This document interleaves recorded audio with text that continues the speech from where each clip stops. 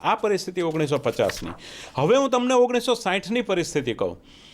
1960માં 19.4 અબજ ડોલર અનામતો સોનાની હતી. કોની પાસે? અમેરિકા પાસે.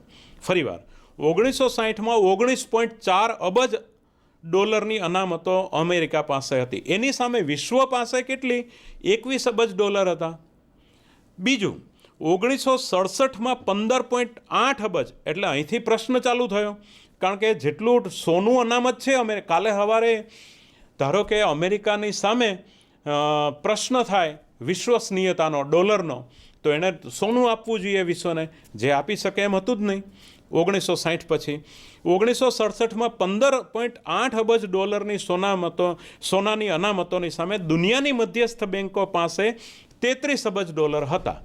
એટલે અહીંયા અનઇક્વિલિબ્રિયમ ઊભી થાય. ફરીવાર 1967માં 15.8 અબજ ડોલર સોનાની અનામતો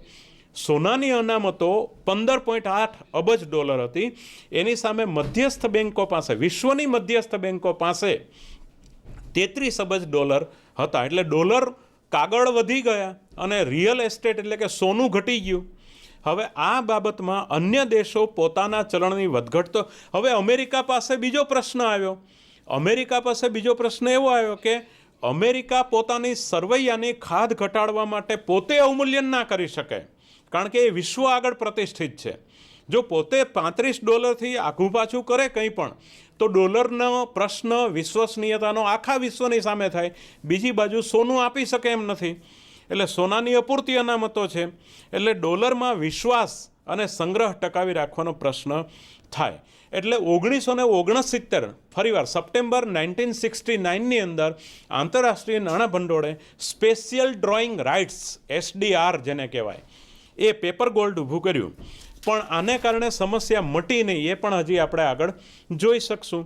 હવે લાંબા ગાળા બીજો પ્રશ્ન એ છે કે લાંબા ગાળાની અસમતુલામાં સમાયોજન. આવા સમયે જો ઇતિહાસ જોવા જઈએ તો 1949 અને 67માં બ્રિટિશ પાઉન્ડના સંદર્ભમાં અવમૂલ્યન થયું, અને ત્રીજી વળી પાછી 1971માં ડિસેમ્બરમાં અમેરિકાના ડોલરનું પણ અવમૂલ્યન થયું, પણ એ ત્વરાથી ને સરળતાથી કરી શકાયું નહોતું. સોના ધોરણ મુજબ ભાવ સપાટી ઘટાડીને ખાધ નિવારવાથી બેરોજગારીના પ્રશ્નો ગંભીર થાય. એટલે મોટાભાગના દેશો શું કરતા? વિદેશી પ્રવાસો રોકી દેતા, વિદેશી મૂડીરોકાણ ઘટાડી દેતા. એટલે આ ખાધ ધરાવતા દેશો માટે બીજો કોઈ વિકલ્પ જ નહોતો. એટલે ત્રીજા નંબરનો પ્રશ્ન જે થયો એ સટ્ટાકીય કટોકટીઓનો થયો કે મોટાભાગના લોકોને એમ લાગે કે જોજો, આ બહુ સમજવા જેવું છે કે મોટાભાગના લોકોને જે સટોડિયાઓ છે એને એમ લાગે કે મધ્યસ્થ બેંક હવે પોતાના ઊંડિયામણના દરો ટકાવી શકશે નહીં, વર્તમાન દરો ટકાવી નહીં શકે. આવા સમયે દેશના ચલણના સંદર્ભમાં સટ્ટાખોરી અસ્તિત્વમાં આવે અને એમાંથી સટ્ટાકીય કટોકટી શરૂ થાય, અને સમય વીતતા આ પ્રશ્ન ઘેરો બનતો જાય. આ એમ નહીં સમજાય. એક ઉદાહરણ આપું. ધારો કે 1 પાઉન્ડ છે, એના $4 વિનિમય દર અત્યારે છે. ફરીવાર 1 પાઉન્ડના $4 વિનિમય દર અત્યારે છે. હવે જો લોકોની અપેક્ષા, ઇન્વર્ટેડ કોમામાં હું બોલું છું, અપેક્ષા, જે સટોડિયા આના પર જ રમતા હોય, અપેક્ષા એવી હોય કે ભાઈ ડોલર હવે ઘટશે, $4ની જગ્યાએ $3.5 થઈ જશે. એટલે કોઈ પણ દરેક સટોડિયાઓ શું કરે કે ધારો કે કોઈ એક વ્યક્તિએ 10,000 પાઉન્ડ વેચી નાખ્યા, 10,000 પાઉન્ડ વેચે તો એને $40,000 તો મળવાના. એટલે $40,000 ખીચામાં નાખીને જતા રહે. હવે જો 1 પાઉન્ડ બરાબર $3.5નો વિનિમય દર થાય, ફરીવાર 1 પાઉન્ડ બરાબર $3.5નો વિનિમય દર થાય, તો આ $40,000 જે ટેબલ પરથી એ ખરીદ્યા હતા એ જ ટેબલ પર પાછા વેચી નાખે. એટલે એને કેટલા પાઉન્ડ મળશે? 11,428.5. કેલ્ક્યુલેટર હોય તો ગણજો. 40,000 ભાગ્યા 3.5, 40,000 ડિવાઇડેડ બાય 3.50, આટલું કરો એટલે 11,428.5 પાઉન્ડ આવે. તો આટલા પાઉન્ડ મળશે. હવે કેટલાના લીધા હતા? 10,000 પાઉન્ડ આપણે વટાવ્યા હતા. અત્યારે મળ્યા કેટલા? 11,428. એટલે દેખીતું છે કે આવી રીતે કમાણી. હવે એ સમયમાં અબજો ડોલરનું આ રીતે સટ્ટો રમાયો, અબજો ડોલર આ રીતે સટ્ટામાં લોકો કમાઈ ગયા. એટલે આ વખતે પણ હવે બીજી વસ્તુ કે આંતરરાષ્ટ્રીય નાણાં ભંડોળે તો એવું નક્કી કર્યું હતું, એણે શું કર્યું કે વેપારને સરળ કરવા માટે અને દેશોનો વિશ્વાસ જીતવા માટે બહુ સરળતાથી તમે વિનિમય દરને હલાવી ના શકો એવું નક્કી કર્યું. એ સટોડિયાઓને તો ફાયદો કરી આપ્યો. $1 પાઉન્ડના $3.5 થયા એટલે બહુ દેખીતું છે કે બહુ ફ્લેક્ચ્યુએશન્સ નહીં આવે, એટલે આપણને કમાણી કરવાનું સરળ રહ્યું. એટલે સટોડિયાઓ આ તો ફાવ્યા. જે IMFએ જે વેપાર વૃદ્ધિ માટે ટાર્ગેટ કરી અને જે સ્થિર વિનિમય દર રાખવા એવું નક્કી કર્યું, પણ અમેરિકા અંતિમ ખભો કોનો પકડવાનો છે? 4 જણ લાઇનમાં ચાલતા હોય, બાકીના 3 અંધ હોય, આગળ જોતા હોય કોઈ, તો અંતિમ ખભો કોનો પકડવાનો? અમેરિકાનો. અમેરિકાએ કોનો ખભો પકડવાનો? સોનાનો. હવે સોના માટે જ બ્રેક થઈ ગયું બધું. એટલે દેખીતું છે કે હવે અમેરિકા જાળવી શકશે નહીં પોતાનો વિનિમય દર, એટલે સટોડિયાઓ આ સટ્ટો કરે છે એ બહુ સ્વાભાવિક થઈ ગયું. એટલે 1 પાઉન્ડ એટલે 4.5 કે હવે અનુમાન થાય તો એવું થાય કે ભાઈ 1 પાઉન્ડનો $3.5 વિનિમય દર ના થાય તો 3.25 થાય, પણ 1 પાઉન્ડનો 4.5 કે 4.25 તો ના જ થાય. એટલે સટ્ટો ખેલવામાં બહુ પ્રિકોશન, બહુ સુરક્ષિત સટ્ટો ખેલી શકાય આ સમયમાં કે એ જે છે એમાં ખોટ તો જવાની જ નથી. $11,428 નહીં મળે તો 11,000 મળશે, ગમે તે 11,428થી ઓછા, પણ 10,000થી તો વધારે જ મળવાના છે. એટલે આ સમયે સટોડિયાઓને બહુ પ્રિકોશન એટલે કે બહુ સેફ, સુરક્ષિત સટ્ટો ખેલી શક્યા. પણ બીજો વિકલ્પ બ્રેટન વુડ્સ પ્રથા પાસે હતો નહીં.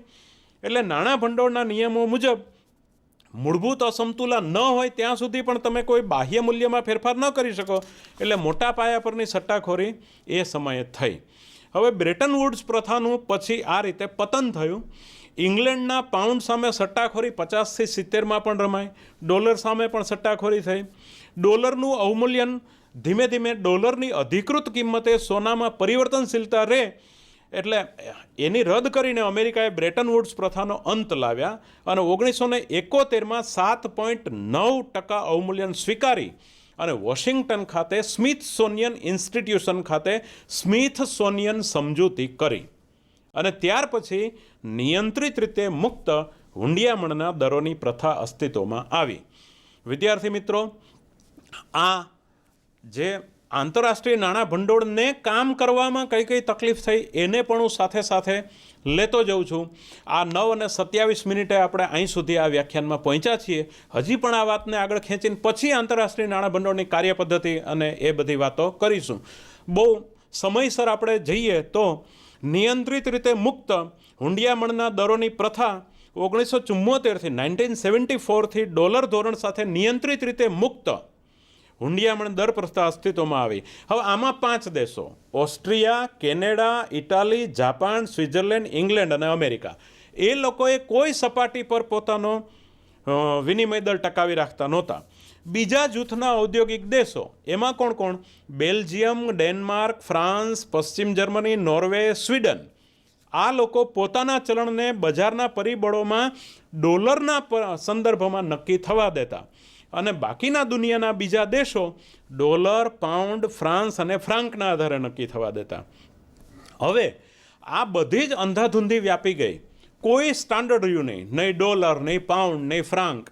એટલે તરત જ IMFએ વિચાર કર્યો કે ઇન્ટરનેશનલ મોનેટરી ફંડે જે 1944માં મળેલી હતી, એણે United Nations monetary and financial કોન્ફરન્સમાં IMF માટે ખરડો પસાર થયો અને 1945માં તે અસ્તિત્વમાં આવી અને 1947માં સંયુક્ત રાષ્ટ્રસંઘની એક વિશિષ્ટ સંસ્થા તરીકે એણે એક કામગીરી શરૂ કરી. હવે 9:28 આપણે એના ઉદ્દેશોની વાત આપણે કરીએ તો ઉદ્દેશો દુનિયાનો વેપાર વિસ્તાર, સમતોલ વિકાસ રીતે, એટલે ઉદ્દેશોમાં પહેલું તો દુનિયાનો વેપારનો વિસ્તાર થાય, શ્રમ વિભાજનના લાભો બધાને મળે, સમતોલ વિકાસ થાય, બેલેન્સ ગ્રોથ, અને એ રીતે દરેક દેશોની આવક અને રોજગારીની સપાટી ઊંચી ટકાવી રખાય. આ પ્રકારનો મુદ્દો એના ઉદ્દેશમાં હતો. બીજા સંદર્ભમાં હુંડિયામણના દરો સુસંગત રાખવા, કન્સિસ્ટન્ટ. હુંડિયામણના દરોમાં સ્પર્ધાત્મક અવમૂલ્યનો ટાળવા. દરેક દેશો હરીફાઈ કરતા હતા અવમૂલ્યનો કરવાની, કારણ કે દેશને વ્યક્તિગત રીતે લાભ થતો હતો, પણ શ્રમ વિભાજનમાં નુકસાન થતું હતું. એટલે વળી સરવૈયાની ચાલુ ખાતાની બહુમુખી ચૂકવણી માટે પણ એ સહાય ટૂંકા ગાળાની આપતા હતા આંતરરાષ્ટ્રીય નાણાં ભંડોળ. અને લેણદેણની તુલાની અસમતુલાનો સમયગાળો અને માત્રા ઘટાડવા માટે સહાય કરવી. આ પ્રકારની એની એ વખતે ઉદ્દેશો હતા. તો હવે કાર્ય પદ્ધતિમાં જોઈએ તો સભ્ય થનાર દેશ મદદની આશા રાખે. કોઈ પણ આ 148 દેશો એ વખતે સભ્યો થયેલા, તો જો એને જે તે દેશે સભ્ય થવું હોય તો એણે મદદની અપેક્ષા રાખે. IMF પાસેથી, આંતરરાષ્ટ્રીય નાણાં ભંડોળ પાસેથી મદદની અપેક્ષા રાખે કે અમને મદદ કરે આંતરરાષ્ટ્રીય લેવલે ઊભા રહેવામાં. તો એણે કંઈક કોન્ટ્રીબ્યુશન પણ આપવું જોઈએ, એટલે કેટલીક જવાબદારીઓ પણ અદા કરવી જોઈએ. તો આ વખતે એવું નક્કી થયું કે દરેક સભ્ય દેશે પોતાના ચલણનું મૂલ્ય ભંડોળને સોનામાં અથવા અમેરિકન ડોલરમાં જણાવવું. ભારત હોય તો રૂપિયાનું ડોલરમાં અથવા સોનામાં મૂલ્ય જણાવો. એટલે ઓટોમેટિક દરેક દેશો ડોલરમાં પોતાનું વિનિમય મૂલ્ય જણાવે. એને માટે આપણે ગુસ્ટાવ કેસલનો સમખરીદ શક્તિનો સાપેક્ષ અને નિરપેક્ષ સિદ્ધાંત જાણીએ છીએ. તો એના આધારે અરસપરસના ખરીદ શક્તિનો વિનિમય દર આપમેળે નક્કી થઈ જતો. સભ્ય દેશે આ સત્તાવાર મૂલ્યમાં ±1% વધઘટ કરી અને ટકાવી રાખવો. અને કોઈ પણ સંજોગોમાં જો મૂળભૂત અસમતુલાની સ્થિતિ હોય તો ±10% ફેરફાર ક્ષમતાની જ નાણાં ભંડોળને જાણ કરીને ફેરફાર કરવાની છૂટ આપવામાં આવી, જો મૂળભૂત અસમતુલા હોય તો. અને પણ હુંડિયામણ દર ડિસઓર્ડર ક્રોસ રેટ ના થવો જોઈએ. હવે સભ્યનો કોટા પણ ભંડોળની શરૂઆતમાં કોટા બે રીતે ચૂકવવાનો હતો. એક તો કોટાનો 25% હિસ્સો સોનામાં અથવા પરિવર્તનીય ચલણોમાં. બીજી બાજુ બાકીની રકમ દેશે પોતાના ચલણમાં ચૂકવવાની હતી. ધારો કે 100 રૂપિયા ભારત જમા કરાવે પોતાનો કોટા, તો 25 રૂપિયાનું સોનું અથવા તો આપણે પરિવર્તનીય ચલણ એટલે કે ધારો કે ડોલરમાં આપણે જમા કરાવીએ, અને બાકીને 75% રકમ આપણે રૂપિયામાં જમા કરાવીએ. પણ જ્યારે આપણે લોન લેવા જઈએ ત્યારે પાછું ચૂકવણું 200%થી વધવું જોઈએ નહીં. એટલે કે પોતાનું ડબલથી વધવું જોઈએ નહીં, એટલી જ સહાય મળે. એટલે સહાય મળવાના પણ નિયમો છે જે આપણે આગળ જોઈશું. એટલે બાકીની રકમ આપણે પણ આ 1976માં ભંડોળની જોગવાઈમાં પણ સુધારો કરીને કોટાનો હિસ્સો 25% જે સોનામાં ચૂકવવાનો હતો એ પણ રદ કર્યો. ત્યાર પછી હવે 1986માં આપણી કુલ IMFની કુલ સભ્ય સંખ્યા દેશોની 151 હતી, અને કોટા એનો 89.98 એટલે કે 89.98 અબજ SDR એટલે સ્પેશિયલ ડ્રોઈંગ રાઇટ્સ. એ કોઈ ડોલર નથી, એ કોઈ રૂપિયા નથી, એનો IMFનું પોતાનું પેપર ગોલ્ડ નાણું છે, જેના બેકગ્રાઉન્ડમાં સોનું નથી. એ આપણે આગળ જોઈશું. અત્યારે એના સભ્ય દેશો 188 છે, 188. તો કોટા બે રીતે અગત્યનો છે. હવે આ કોટા કેમ મૂકવો? ભારતે પોતાનો કોટા વધારે કેમ મૂકવો? ચીને પોતાનો કોટા વધારે કેમ મૂકવો? અમેરિકાએ કે યુરોપના દેશોએ કેમ મૂકવો? બે રીતે કોટા અગત્યના છે. એક, જ્યારે કામગીરીમાં જ્યાં મતદાનથી નિર્ણય લેવાનો હોય ત્યાં એમનો કોટા કેટલો છે, તમે કેટલા પૈસા IMFમાં જમા કરાવ્યા છે, એના પ્રમાણે તમને મતદાન અધિકાર મળે. આજે અમેરિકાનો કોટા ધારો કે 19.29% છે, અને યુરોપના સહિયારા બજારોનો કોટા 24%થી વધારે હોય, અને ભારતનો આપણો 1.96% જ છે કરંટ. ભૂતકાળમાં 2.something% હતો, પણ અત્યારે 1.96% જ છે. એટલે કોઈ પણ નિર્ણય લેવો હોય તો તમને મતદાન આ તમારા કોટાના પર્સન્ટેજ પ્રમાણે જ મળે. એટલે જ્યારે પણ ધિરાણ કોટાના સ્વરૂપે નક્કી થાય, ધિરાણ પણ તમને કોટાના સ્વરૂપે નક્કી થાય. તમારો કોટા જેટલો હોય, જેટલું બેંક બેલેન્સ હોય IMFમાં, એટલું તમને એના અમુક 200%થી વધારે ચૂકવણી તમારી ન થતી હોય એવી રીતનું જ ધિરાણ તમને મળે. એટલે આ વખતે આ જે છે એ રીતે કોટા આપણા દેશનો જેમ વધારે હોય એમ અગત્યની વસ્તુ થાય. તો 85% બહુમતી તો IMFની કાર્ય કરવાની પદ્ધતિમાં પ્રભાવ પાડવો હોય પોલિટિકલ રાજકીય તો 85% બહુમતી તો હોવી જોઈએ. હવે 85% બહુમતી તો આ યુરોપિયન દેશોને અમેરિકા મળીને કરી નાખે, તો આપણે તો 1.96%માં જ હતા. એટલે આ રીતનું હવે 2005માં આ 148 દેશો વચ્ચે 20,624.4 મિલિયન, ફરીવાર આંકડાકીય માહિતી આપું છું, 2005માં સ્પેશિયલ ડ્રોઈંગ રાઇટ્સ 148 સભ્ય રાષ્ટ્રોની વચ્ચે 20,624.4 મિલિયન SDR વેચાયેલું છે અત્યારે 2005માં. હવે ભંડોળ દ્વારા સહાય પણ 200%થી વધુ નહીં. જે તે દેશનું ચલણ તમે, એટલે કે ધારો કે તમે ગમે એટલો ઉપાડ કર્યો હોય એમાં 25% તમે સોનું અથવા પરિવર્તનીય ચલણમાં આપો, પણ બાકીનું જે 75% તમે તમારી કરન્સીમાં જે આપવાના છો એ 200%થી વધવું જોઈએ નહીં. એટલે અને 3 થી 5 વર્ષમાં તમારે પરત કરી આપવું પડે, એટલે તમે મર્યાદામાં જ ધિરાણ મેળવી શકો, આની મર્યાદામાં. અને એ પોતાનું ચલણ પાછું એણે પોતે પાછું ખરીદી લેવું પડે, પુનઃ ખરીદી લેવું પડે. એટલે 1948થી 86 દરમિયાન સભ્યોએ ભંડોળ પાસેથી 97.32, ફરીવાર 48થી 86 સુધી 97.32 અબજ SDR ખરીદ્યા હતા. એમાંથી 47.79 અબજ SDR મૂલ્યના ચલણોની પુનઃ ખરીદી કરી. હવે નાણાં ભંડોળના આશ્રયે SDRsનું આપણે સર્જન, તો સપ્ટેમ્બર 1967થી સ્પેશિયલ ડ્રોઈંગ રાઇટ્સ SDRનું સર્જન થયું. હવે આંતરરાષ્ટ્રીય રોકડતામાં વ્યાપક રીતે વધારો કરવાની જરૂરિયાત લાગે ત્યારે SDRનું સર્જન થાય. SDRનું સર્જન કેવી રીતે કરવું? તો કે એ પોથીમાના રીંગણાની જેમ નહીં કે લ્યોને 2-4 એટલે ગમે એટલા SDR છાપી નાખો ને, એવું નહીં.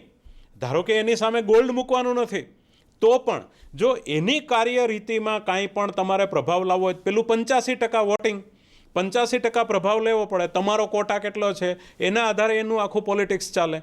એટલે આ પ્રમાણે આખી વસ્તુ કરવી પડે.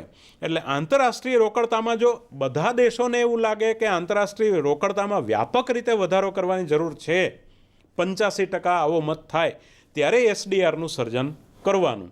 અને કોઈ પણ દેશ SDRના બદલામાં સોનું અગર કોઈ પણ અન્ય દેશનું ચલણ માગી શકે નહીં, કારણ કે આપણે આગળ જોયું કે 2-3% વૃદ્ધિ દર સોનાનો ઓછો છે. હવે તમે કાલ સવારે SDRના બદલામાં સોનું માગો તો IMF પૂરું કરી શકે નહીં. એટલે કોઈ પણ દેશ, અને ડોલર પણ ના માગી શકાય ને સોનું